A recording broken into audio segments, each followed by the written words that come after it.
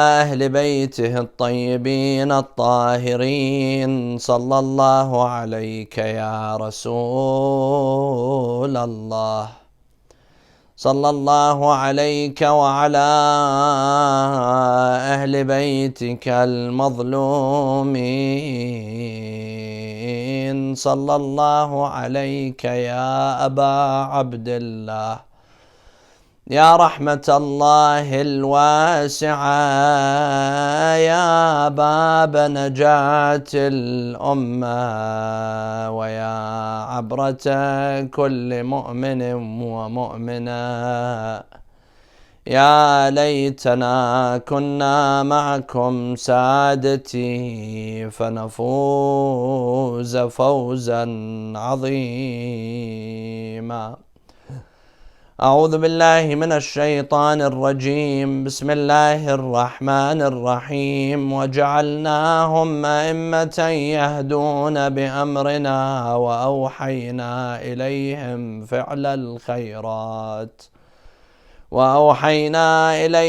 فعل الخيرات وإقام الصلاة وإيتاء الزكاة وكانوا لنا عابدين. Respected brothers and sisters, Assalamu alaikum wa rahmatullahi wa barakatuh. The event of Ashura is considered to be a unique event in history where no day and no event comes close to matching the magnitude and the importance of the day of Ashura. The Imams alayhum salam, they used to constantly say, La yawma ka yawmika ya Aba Abdullah. There is no day like the day of Aba Abdullah al-Hussayn alayhi salam. And in fact, when we analyze the tragedy of Imam al-Hussayn and the story of Imam al-Hussayn holistically, where from the beginning until today, the way the tragedy of Imam al-Hussayn is commemorated, we will see that it's unique. Imam al-Hussayn died in a unique way. He was unique in the way he was martyred. His companions were unique in the way they offered themselves for the sake of Aba Abdullah al-Hussayn alayhi salam. His family members, the ones who were killed, they were unique in the way they offered themselves for the sake of Aba Abdullah. The grave of Imam al-Hussayn and the shrine of Aba Abdullah is unique in the way that it is visited by millions and millions of people. It's unique in the way where tyrants and dictators and oppressors have tried to stop people from visiting Imam al-Hussayn, from showing love to Imam al-Hussayn. Yet, day after day, more people visit Imam al-Hussayn alayhi salam. Imam al-Hussayn is special and unique in the way we hold aza for Imam al-Hussayn alayhi salam. Even in the middle of a pandemic, the aza for Imam al-Hussayn does not stop. The commemoration of the martyrdom of Imam al-Hussayn has never stopped, despite the many attempts to stop the visitation and the ziyarah and the shedding tears for Imam al-Hussayn alayhi salam. So when we analyze Imam al-Hussayn, we see that Imam al-Hussayn was even different from the other Imams. We see that Imam al-Hussayn, he was unique in the way that he stood against Yazid, in the way that he stood against the tyrant of his time. Whereas the other Imams, they did not revolt against the tyrants of their time in the same way that Imam al-Hussayn did. So now this brings us to a very important question that many people ask. Were the Imams wrong to not stand against the tyrants of their time the same way Imam al-Hussayn did? Or was Imam al-Hussayn alayhi salam going too far and pushing the limits where a war was caused and blood was spilt as a result of his refusal to give bay'ah to Yazid? So this is a very important matter, and it leads us to an ideological question. And that is our ma'rifah, our level of understanding of the imamah and the role of the imam. What is the duty of the imam? Do all of the imams have to act in the same exact way? Or is it that each imam carries out their duties and their responsibilities based on the circumstances of their time?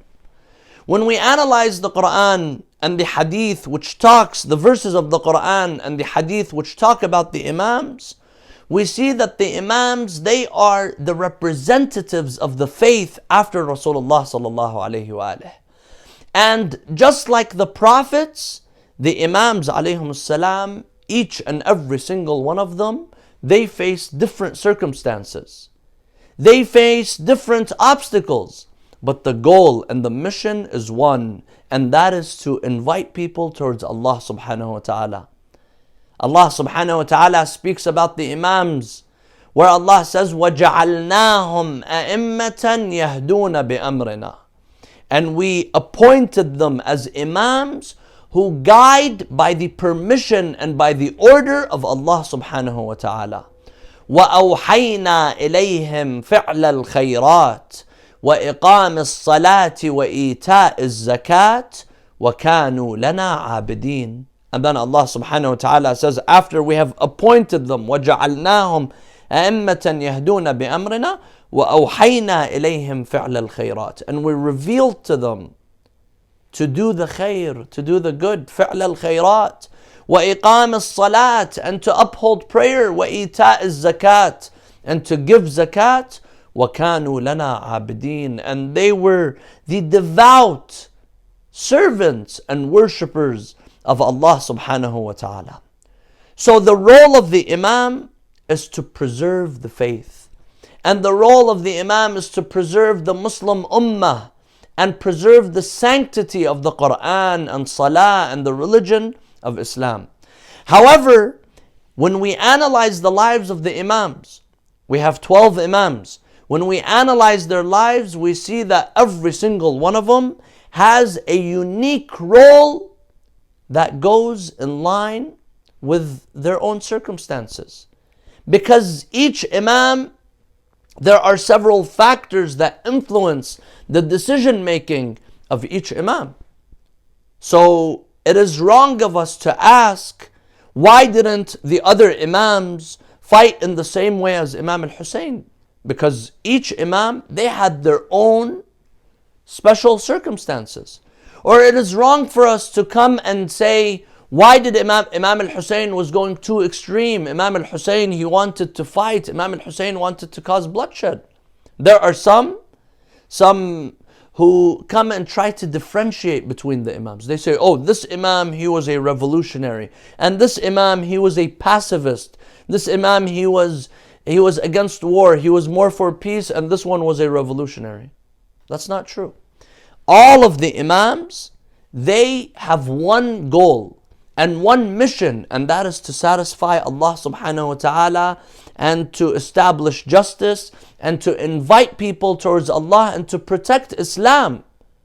However, the circumstances during the life of each imam were different. As we see, when we analyze the lives of the imams, we see that they all went through different circumstances.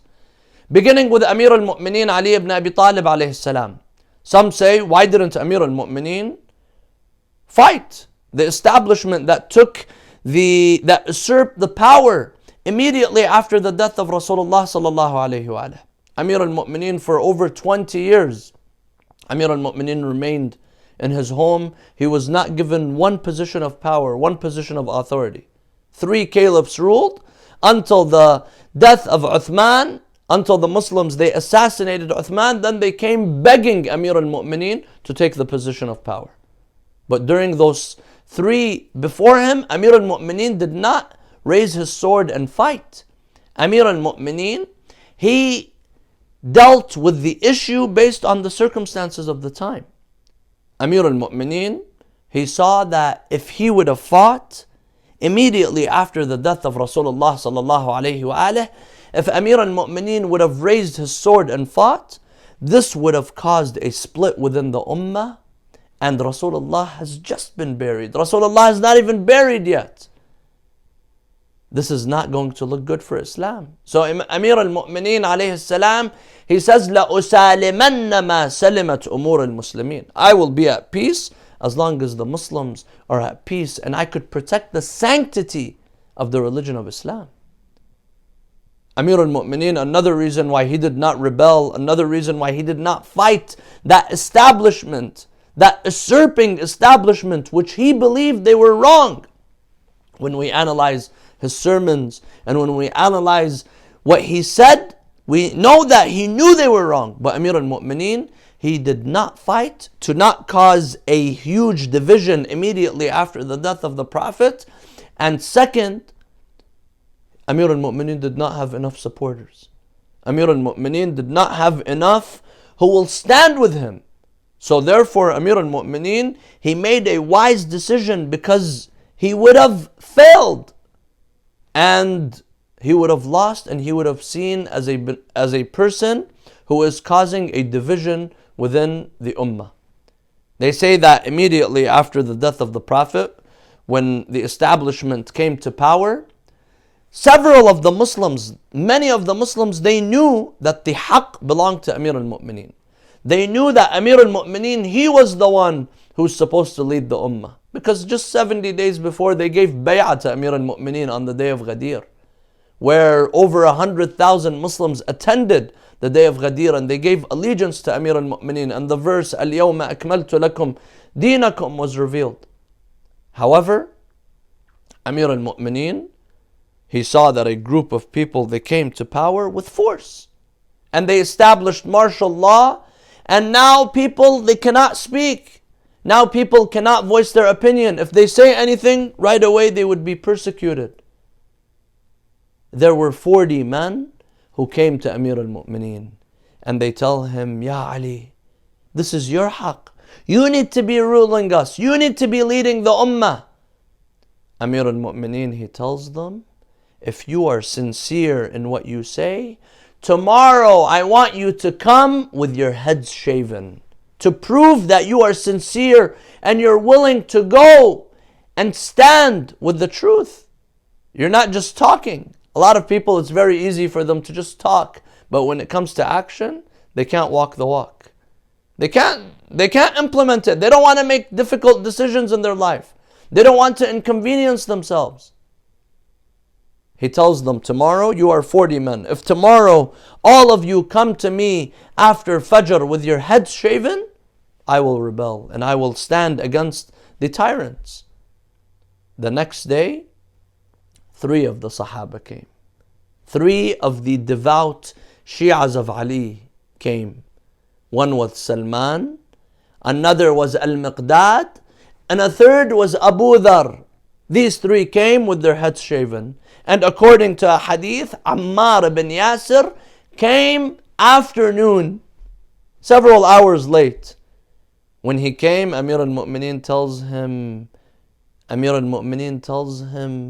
what made you so late? What made you so negligent, where you were delayed to come and stand with your Imam?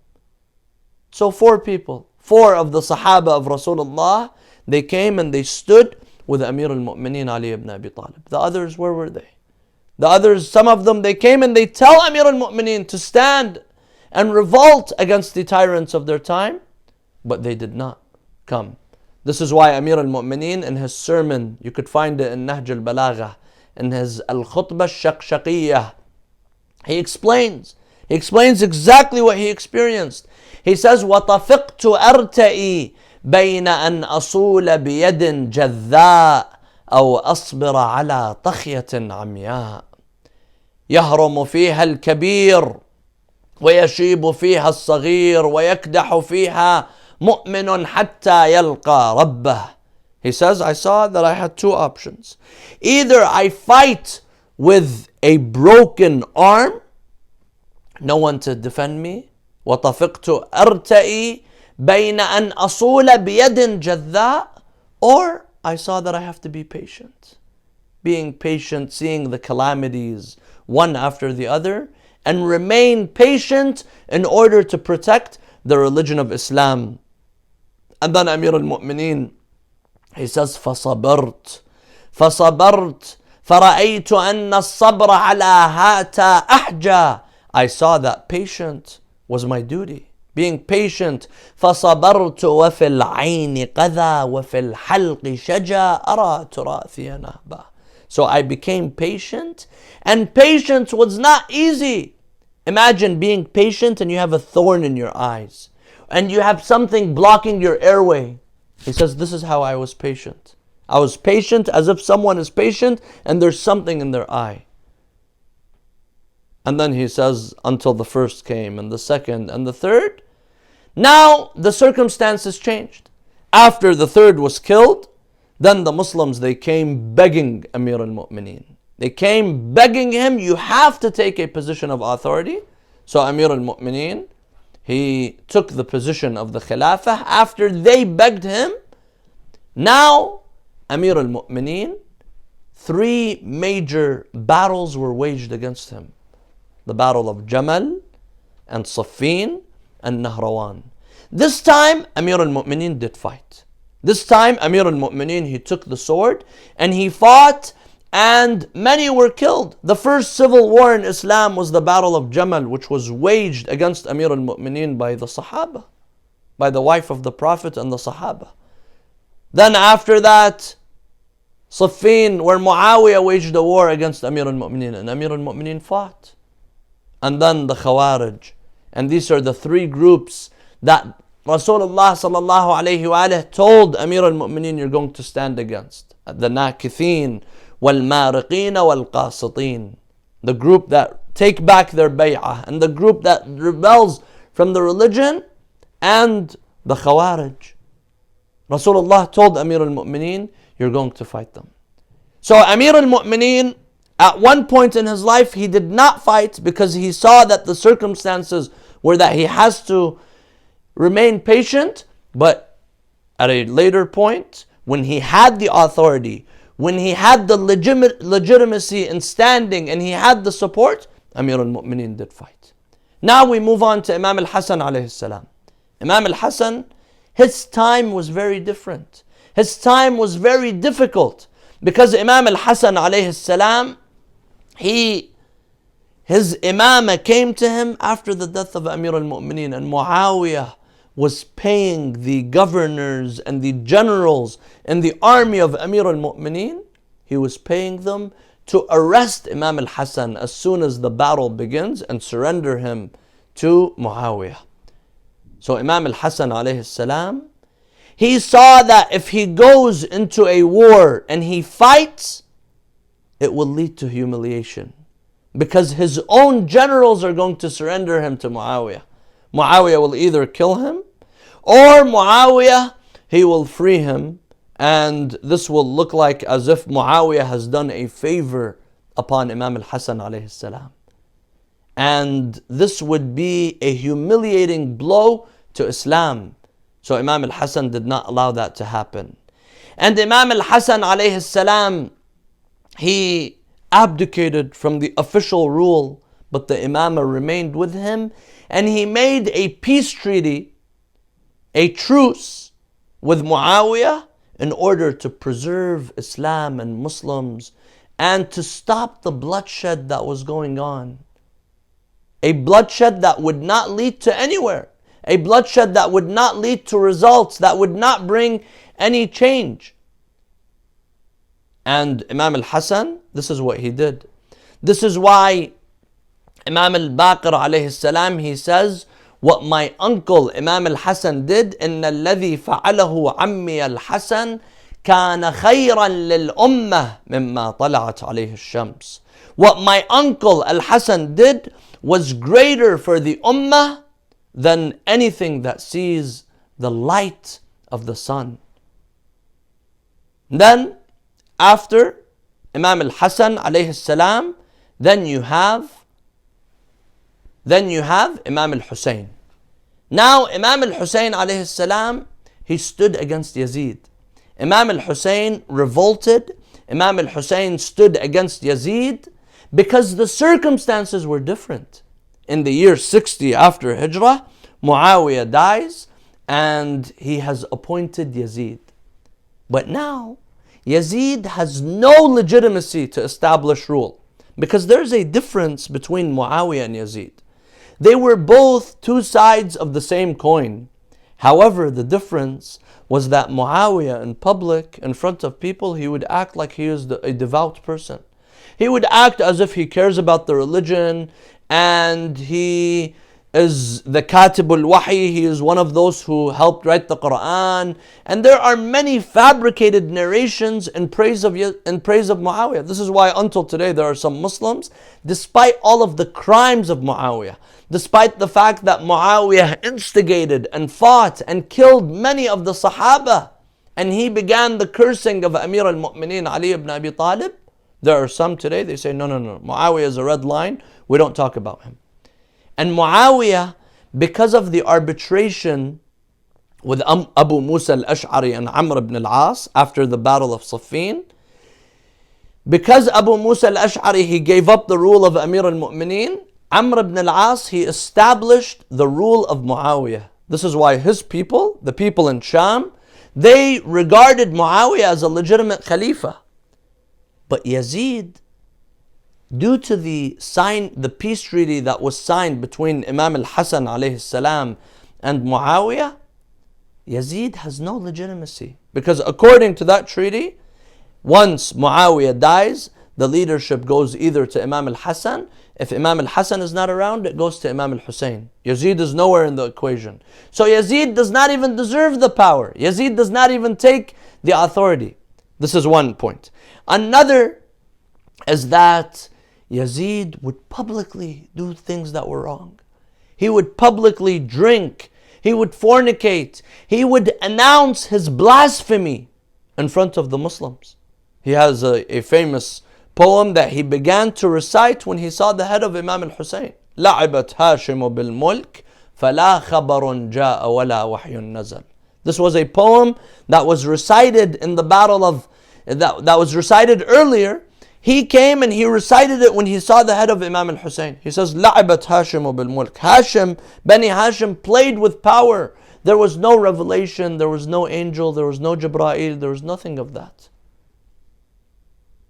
So there's a big difference. Although in reality Muawiyah and Yazid are the same, but appearance, there's a big difference. And Imam al-Hussain, because the circumstances changed. Today some people say Imam al-Hassan is a pacifist and Imam al-Hussain is a revolutionary. But this is wrong. Because Imam al-Hussain, Imam al-Hassan was poisoned by Muawiyah in the year around 49 or 50 after Hijrah. He remained 10 years. He did not stand against Muawiyah. But as soon as Yazid came to power, Imam al-Hussain said, I cannot give bay'ah to Yazid. And Imam al-Hussain stood against Yazid and did not give bay'ah to Yazid. Imam al-Hussain, clearly he says, لا أعطيكم بيدي إعطاء الذليل ولا أفر منكم فرار العبيد. I will not give away the allegiance. I will not give the green light to Yazid like a slave, and I will not run away from you. He says in another part of his sermon, he says, ألا وإن الدعي ابن الدعي قد ركز بين اثنتين بين السلة أو الذلة وهيهات من الذلة. He says, الدعي ابن الدعي, referring to Ubaydullah ibn Ziyad and Yazid. He says, they gave me two options, either the path of the thorns or the path of humility. And then he says, hayhat, I will never take the path of humility, until Imam al-Hussain alayhi salam was killed on the day of Ashura, along with his 72 companions, his children, his family members. They all stood and they were killed. And this is why the Imams of the Ahlul Bayt, they don't look for quantity. Imam al-Hussain, my dear brothers and sisters, his movement was the most successful movement ever. After the movement of Rasulullah sallallahu alayhi wa alayhi, the movement and the revolution of Imam al-Hussain is the most successful revolution. Even though Imam al-Hussain was killed, even though the battle of Ashura did not last more than a few hours, but Imam al-Hussain's movement is successful. Imam al-Hussain changed lives and continues to change lives until today. And this is what a revolution is. Imam Hussain alayhi salam, all that he had was 72 companions. So we learn from this that it's about quality, not quantity. And this is why our traditions tell us that Imam al-Hujjah, Ajjalallahu ta'ala farajahu al-Sharif, all that he will need is 313. If he has 313, then he will be able to rise and establish justice on earth after it has been filled with oppression. So Imam al-Hussain alayhi salam, he defeated Yazid. And Imam al-Hussain was victorious, although he was killed on the day of Ashura. Now, we move on to the Imams after Imam al-Hussain. We mentioned Amir al-Mu'mineen, in one part he did not rebel, he did not fight. Then later on he did fight. Imam al-Hassan, he abdicated the official power while the Imamah remained with him. Imam al-Hussain, he fought all the way. Now the other Imams, Imam Zayn al-Abidin, Imam al-Baqir, Imam al-Sadiq, all of the Imams, why did they not stand against the tyrants of their time?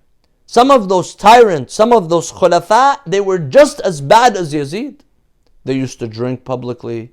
They used to fornicate. They did not care about the religion. They were bad. They did bad things. Why did the other Imams not rise against the leaders, the caliphs of their time, the same way Imam al-Hussain did? The answer, my dear brothers and sisters, is that the day Imam al-Hussain stood against Yazid, Imam al-Hussain took away legitimacy from all the tyrants. Imam al-Hussain took away legitimacy and the green light from all of those who want to speak on behalf of the religion when they are not qualified, when they are not chosen by Allah subhanahu wa ta'ala. And this is why we see that the Imams of the Ahlul Bayt, they insisted on the revival and the mentioning and the dhikr and the continuation of the message of Imam al-Hussain alayhi salam. This was their way of standing against the tyrants of their time. And at the same time, the tyrants, all of the khulafa, they all despised Imam al-Hussain and the ziyarah of Imam al-Hussain and the crying for Imam al-Hussain. And several times they destroyed the grave of Imam al-Hussain. Until today, the tyrants, they are uncomfortable with the ziyarah of Imam al-Hussain. They are uncomfortable with people crying and shedding tears for Imam al-Hussain, because the cry of Ya Hussain is a cry against all injustice, wherever it may be. This is one. Second, my dear brothers and sisters, yes, the Imams, they did not physically fight, but the Imams, they stood against injustice. The Imams, they had the jihad of the kalima, the jihad of the word. And this was the jihad of Rasulullah and the jihad of Amir al-Mu'mineen and Imam al-Hassan and Imam al-Hussain and all of the Imams. The Imams, they did not go looking for war. Imam al-Hussain, he himself, he did not go looking for battle. A battle was waged against him because he spoke truth to power. The other Imams, every single Imam spoke truth to power. All of them, they stood against the tyrants of their time. Defending the truth and defending the haqq doesn't necessarily mean that you have to carry a sword and you have to go and stand. The best act of jihad, the lowest act of jihad is to speak, to say when you see something wrong, to do amr bil ma'roof and nahi anil munkar. And all of the Imams did that. The Imams were not individuals who were afraid for their lives. Imam Zayn al-Abidin alayhi salam, in front of Ibn Ziyad threatens to kill Imam Zayn al-Abidin while Imam Zayn al-Abidin has chains in his hands and his legs. He tells him, Abil qatl tuhaddiduni? You threaten me with murder? You threaten to kill me? You think I'm afraid of death? Imam Zayn al-Abidin was not afraid of death. In front of Yazid, he delivers that powerful sermon in front of the Khalifa who has the head of Imam al-Hussain in front of him. Imam Zayn al-Abidin was not afraid. Imam al-Baqir and Imam Sadiq, they go to Hisham ibn Abdul Malik and they speak truth to power. Imam al-Kadhim, Imam al-Rida, Imam al-Jawad, Imam al-Hadi, Imam al-Askari, all of them, they spoke against the tyrants of their time. Yes, And they did eventually pay the price. Imam Hussain was killed by the sword. The other Imams, they were killed by the poison. They were all killed and they were all oppressed. Another very important point which differentiates Imam al-Hussain from the other Imams is that the other Imams, they did not have enough loyal supporters like Imam al-Hussain did. You see, Imam al-Hussain only had 72, but he saw that that was sufficient enough for him to start a movement that has not ended until today. A movement that remains alive and changes the lives of people. A revolution that ignited hundreds and thousands of revolutions. A revolution, a light that illuminates millions of lights in the hearts of people. Because he had 72. The other Imams, their circumstances did not allow that. They did not have the support that they needed.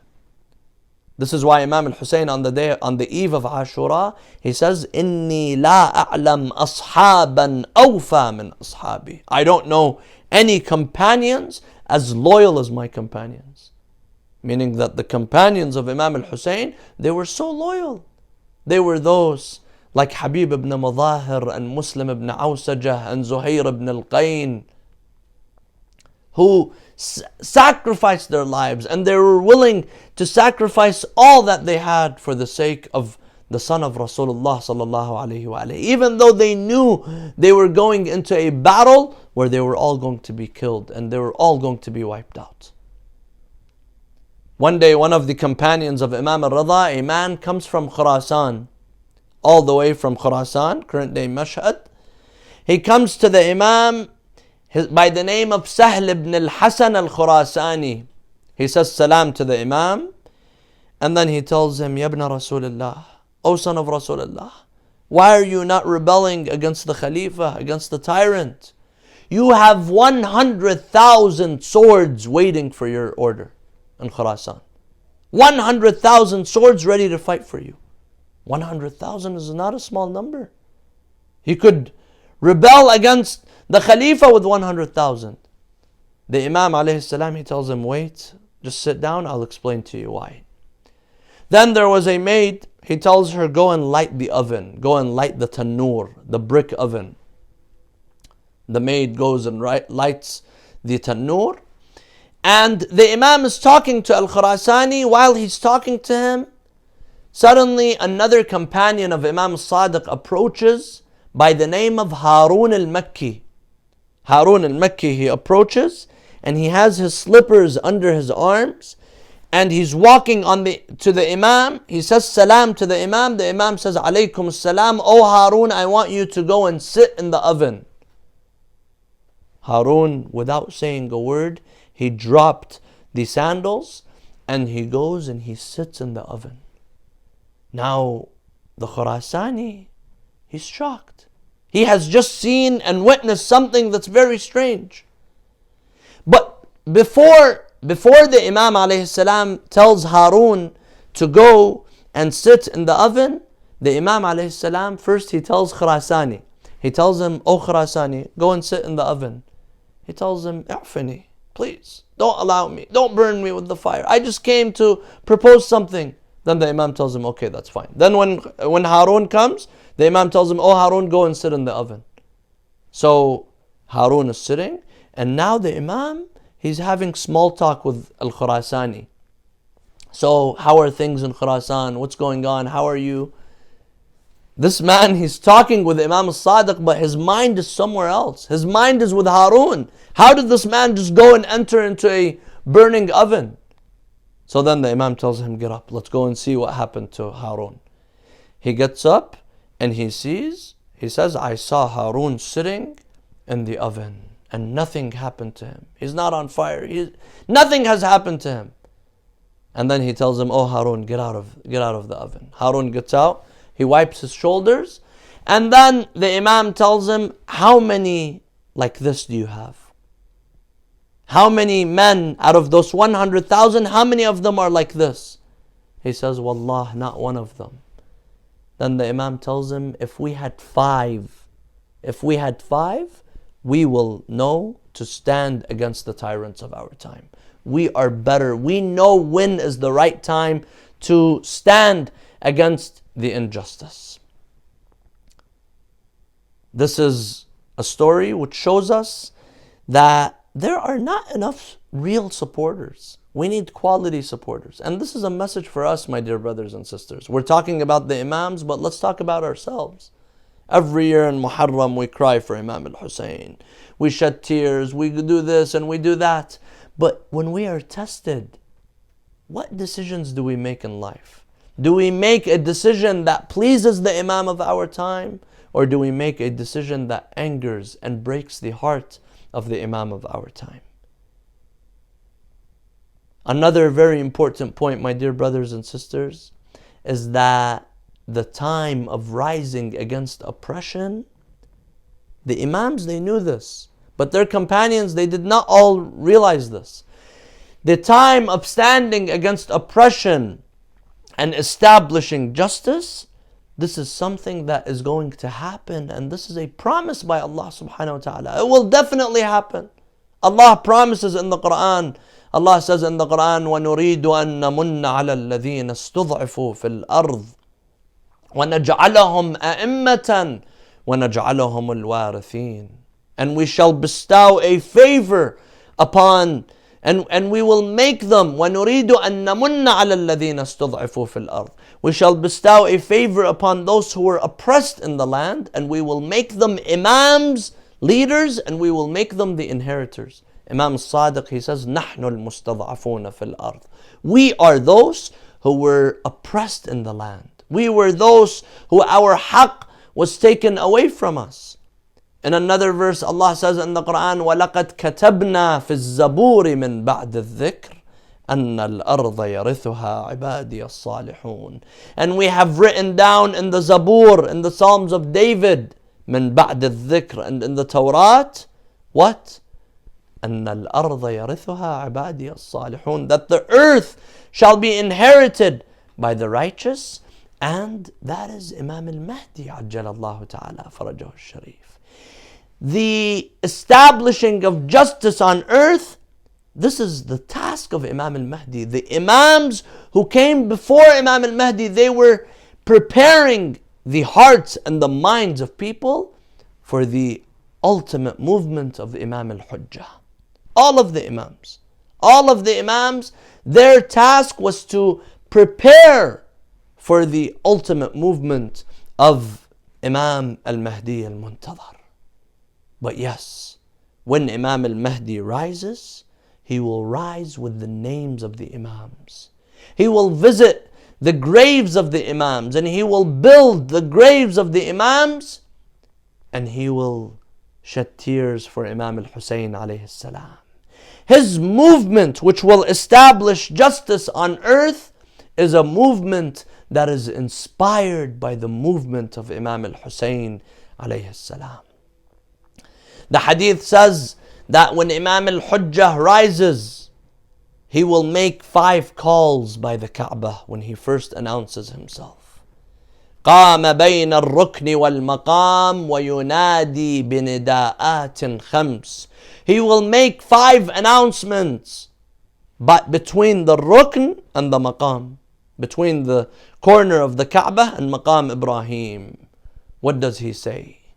He says, ألا يا أهل العالم أنا الإمام القائم. O people of the Alam, I am the Imam who has risen. ألا يا أهل العالم أنا الصمصام المنتقم. O people of the Alam, I am the sword that will seek vengeance for the oppressed. And third, ألا يا أهل العالم إن جدي الحسين قتلوه عطشانا. O people of the Alam, my grandfather Hussein was butchered thirsty. ألا يا أهل العالم إن جدي الحسين طرحوه عريانا. O people of the alam, my grandfather Hussein was left on the land of Karbala, stripped from his clothes. ألا يا أهل العالم إن جدي الحسين سحقوه عدوانا. O people of the alam, O people of the universe, my grandfather Hussein, his body was trampled by the horses on the day of Ashura. Yes, Imam al-Hujjah, when he rises, he is inspired by Imam al-Hussain, and he will hold a majlis for Imam al-Hussain. He will cry for Imam al-Hussain alayhi salam. One of the poets by the name of Sayyid Haydar al-Hilli, he is walking from Najaf to Karbala. As he is walking along with the Zawar, this is many decades ago, he begins to recite a poem speaking with Imam al-Mahdi. He walks and he begins to say this poem with his own. No one is listening to this. He says, Allah ya hamish shari'ah ataqirru wahya kada maru'ah. He says, Allah, O defender of the Sharia, what are you doing? We are waiting for you. And then he says, مات التصبر بانتظارك أيها المحيي الشريعة. Patience has died waiting for you, O reviver of the Sharia. فانهض فما أبقى التحمل غير أحشاء جزوعة قد مزقت ثوب الأسى وشكت لواصلها القطيعة.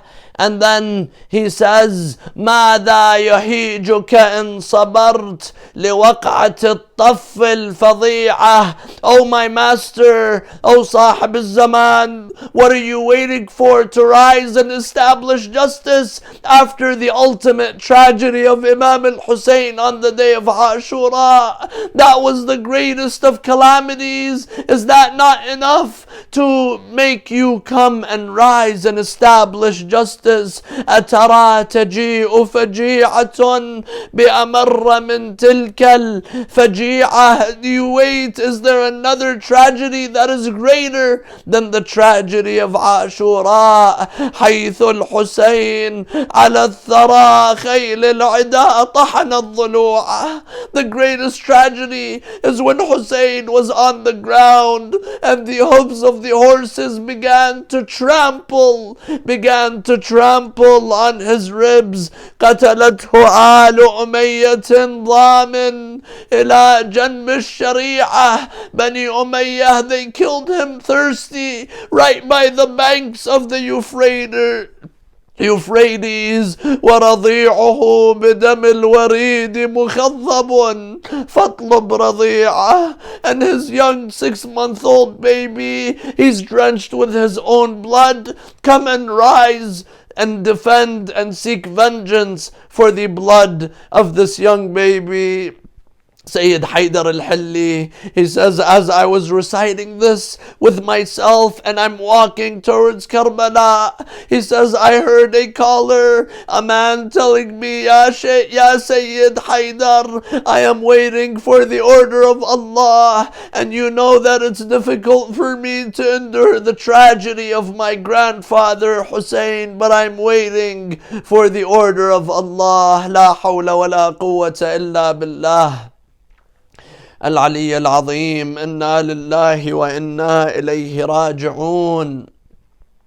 نسألك اللهم وندعوك باسمك العظيم الأعظم الأعز الأجل الأكرم. يا الله يا الله يا الله يا الله يا الله يا الله يا الله يا الله يا الله يا الله يا الله يا الله يا رحمن يا رحيم يا مقلب القلوب ثبت قلوبنا على دينك. اللهم اغفر للمؤمنين والمؤمنات الأحياء منهم والأموات، تابع اللهم بيننا وبينهم بالخيرات، إنك مجيب الدعوات، إنك غافر الخطيئات، إنك على كل شيء قدير.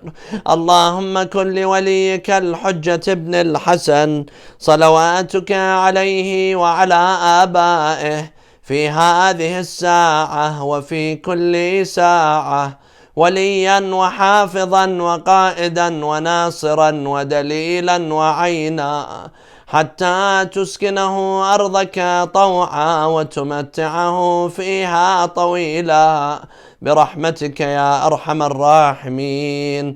وإلى أرواح المؤمنين والمؤمنات نهدي ثواب الفاتحة مع الصلوات. اللهم صل على محمد وآل محمد.